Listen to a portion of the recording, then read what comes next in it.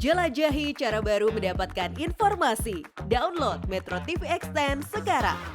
Angkasa Pura II bersama Kick Andy Foundation membagikan 500 pasang sepatu anak sekolah di wilayah Kabupaten Deli Serdang, Sumatera Utara. Angkasa Pura II juga meresmikan kelompok pembudidaya ikan hias dan penanaman bibit pohon.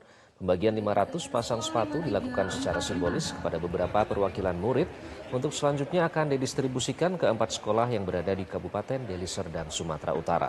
Direktur Human Capital Angkasa Pura II Ajar Setiadi menyebut, bantuan ini merupakan bagian dari program CSR berkelanjutan Angkasa Pura II yang sudah berjalan sejak 2017 dan bekerja sama dengan Yayasan Kick Andy Foundation.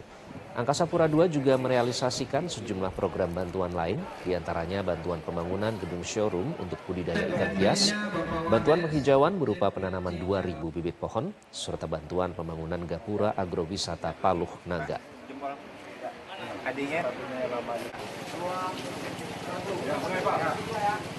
Kami berharap keberadaan kami di satu wilayah itu bisa kontribusi kepada masyarakat. Itu tujuan yang paling utama.